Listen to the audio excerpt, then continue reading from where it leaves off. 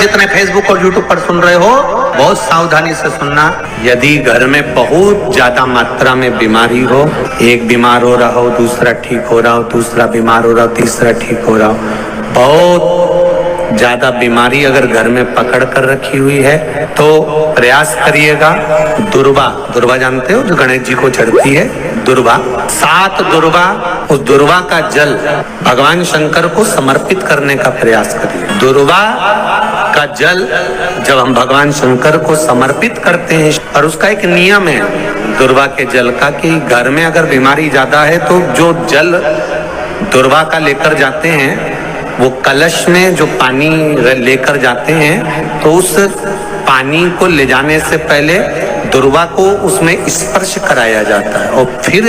शिव जी को चढ़ाकर दुर्वा हटा ली जाती है। दुर्वा शंकर भगवान पर नहीं चढ़ाना है, केवल जल समर्पित करना दुर्वा को। अगर बीमारियां बढ़ रही हैं, उसका फल आपको मिलेगा। जब जीवन में कहीं समस्या खड़ी हो जाए, कहीं बहुत विकट समस्या है और कोई हल ना मिल रहा, तब जिस शिव मंदिर में आप आराधना करने जाते हो, पूजन करने जाते हो, अर्चना करने जाते हो, उस शिव मंदिर के पास में कहीं बेलपत्री का वृक्ष ढूंढो और उस बेलपत्री के वृक्ष के नीचे केवल आप जाकर एक मूंग का दाना या एक चावल, वहीं पर जो कंकर पड़ा हो उसी कंकर को शिव मानकर आप समर्पित कर लोटा भर के जल समर्पित कर दो। आपको ये नहीं कि माला पकड़ के बैठना, आपको ये नहीं कि मंत्र का जाप करना, आपको ये नहीं है कि आप मंदिर में जाकर बैठ जाओ। आपने जल चढ़ा दिया, शिव से डायरेक्ट जाकर कह दिया कि मेरी ये समस्या बड़ी विकट है, उसको निवारण आज ही होना है। आप बाबा पर छोड़ दो, 3 घंटा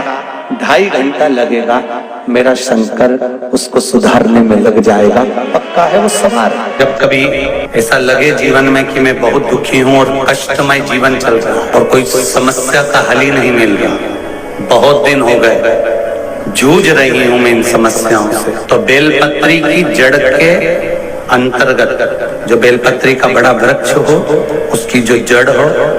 उस जड़ पर लाल चंदन घिसकर या लाल चंदन से कटोरी में घिसकर लेकर जाएं। शिव जी पर लाल चंदन से पूजन करने के बाद में उसी चंदन को लेकर आकर बेलपत्री की जड़ के अंतर्गत ओम अक्षर को लिखकर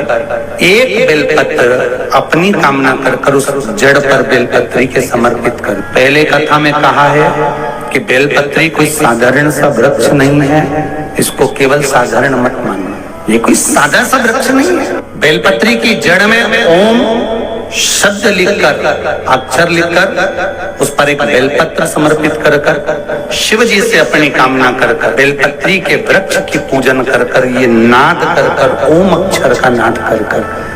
स्मरण कर आ रहा है। ज्यादा से ज्यादा कहेंगे तो 4 दिन 5 दिन में या 6 दिन में मेरा देव अधिदेव महादेव, जो समस्या और टेंशन जिंदगी में चल रहा होता है उससे थोड़ा बहुत तो निजात मेरा देव अधिदेव महादेव उसी समय करना प्रारंभ कर देता है। कोई अगर आपका धन खाकर चले गया है, पैसा नहीं दे रहा, बस आप शिव मंदिर में जब दिया लगाएंगे और इसको वापस शिव मंदिर से पोटली को लेकर आएंगे, चाहे तो मंदिर में कोई ब्राह्मण देवता हो, पंडित जी हो, उनको भी दे सकते हैं, किसी को भी नहीं। उस समय पर आपका दीप लगाते समय, दिया लगाते समय स्मरण होना चाहिए कि मेरा पैसा इतना गया हुआ है, बाबा ये रकम डूब गई है, ये पैसा चले गया है, ये प्राप्त होना चाहिए, मेरा व्यापार बढ़ना चाहिए। जिस बालक बालिका का जॉब नहीं लग रहा हो, सर्विस नहीं लग रही हो, नौकरी नहीं लग रही हो, जगह जगह पहले करते थे जॉब, अब छूट गई, 2 साल हो गए, 3 साल हो गए, सर्विस नहीं लग रही हो, बहुत प्रयास कर लिया हो, बहुत प्रयास, तो महाराज काली तिल्ली को पीस कर उसको जल के पात्र में डालकर अपने घर के मटका, परिंदा, पितरों का जो स्थान होता है, जलाशय होता है, उसके पास में एक पात्र में रख दीजिए। बेलपत्री या बट का पेड़ या पीपल का पेड़, इस वृक्ष के नीचे 1 रात्रि तक रखे रहने के बाद में दूसरे दिन अपनी कामना करता है, जिनका जॉब नहीं लग रहा, सर्विस नहीं लग रही, नौकरी नहीं लग रही, या कहीं उलझने उत्पन्न हो रही है, उस व्यक्ति को हाथ में ले जाकर उस पात्र का जल, 3 वृक्ष पितरों के तुल्य हैं। कल की कथा में कहा था, पहला बेलपत्री का, दूसरा पीपल का, तीसरा बड का। ये 3 पितरों के तुल्य हैं। इन 3 में से किसी भी वृक्ष के नीचे उस काली तिल के जल को समर्पित कर दीजिए महाराज। बाबा चाहेगा, भोलेनाथ जी चाहेगा तो 3 महीने में कहीं ना कहीं योग बना ही देगा। ये पक्का। बाबा पर विश्वास रखो, शंकर भगवान पर भरोसा विश्वास रखकर आप कार्य करेंगे, क्यों ना हो। से, मेरे भाइयों से, लाखों करोड़ों लोग शिव महापुराण की कथा यो आस्था चैनल पर और फेसबुक यूट्यूब पर सुन रहे हैं, उनसे भी कहूंगा, अगर लक्ष्मी नहीं आ रही, संपदा नहीं आ रही, व्यापार नहीं चल रहा, तकलीफ बहुत ज्यादा हो रही है, कष्ट पर कष्ट बढ़ रहा है, कोई अच्छा कर्म हो ही नहीं रहा, बीते से नाप कर छोटा सा सफेद वस्त्र ले लो, उस वस्त्र में 108 चावल के दाने रख लीजिए, एक सफेद पुष्प की पत्ती या पुष्प जो मिल जाए वो रख लो, फूल भी ना मिले तो एक चावल का दाना अलग से रख लीजिए। उसको अपने घर के जहाँ परिंदा होता है, मटका होता है,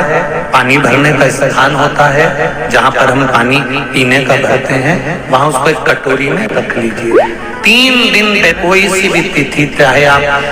दूज, तीज, चतुर्थी ले लो, चाहे पंचमी, छठ, सप्तमी ले लो, चाहे अष्टमी, नवमी, दशमी ले लो, उसको रख दीजिए 3 दिन। चौथे दिन घी का दिया लेकर, वो पोटली लेकर, कुछ भेंट लेकर, जो आपकी मर्जी पड़े दान के भाव से, घी का दिया शिव जी के मंदिर में लगा दीजिए, और जो पोटली और जो भेंट है वो किसी भी ब्राह्मण जन को, गुरुजन को, किसी को भी प्रदान कर दीजिए। अगर ब्राह्मण जन, गुरुजन नहीं ले तो कोई इसका मोल तत्व समझता हो, कोई सौभाग्यवती माताएं हो, कोई बहन बेटियां हो, उनको भी आप दे सकते। ये लक्ष्मी की वृद्धि करने का, संपदा, रोग, आनंद, सुख प्रदान, रोग के लिए तो नहीं कर सकते पर संपदा के लिए सबसे प्रबल। अगर ज्यादा दुख है, संकट बहुत भारी है, इतना बड़ा संकट है कि वो निपट ही नहीं रहा, फिर 1 लोटा जल, उसमें थोड़ा सा चंदन का छींटा, एक सफेद पुष्प शिवजी पर चढ़ाकर, उस चंदन के जल को, लाल चंदन मिल जाए तो ज्यादा अच्छा, शंकर भगवान पर धीरे धीरे अपने हृदय की कामना कर कर समर्पित करें। सुनेगा, शंकर भगवान पे चढ़ा हुआ जल जो बहकर जाता है उसको 3 जगह पर जरूर लगाना चाहिए। ध्यान से सुनिएगा। 9 ग्रह जो शरीर पर राहु, केतु, मंगल, बुध, शनि परेशान करते हैं, उसकी समाप्ति के लिए शिव पर चढ़ा हुआ जल नैनों पर, कंठ पर, मस्तिष्क पर, 3 जगह पर, जिसके प्रतिदिन शिव पर चढ़ा हुआ जल लगता है उसको कभी 9 ग्रह परेशान नहीं कर सकते। शंकर की कृपा बरसती है।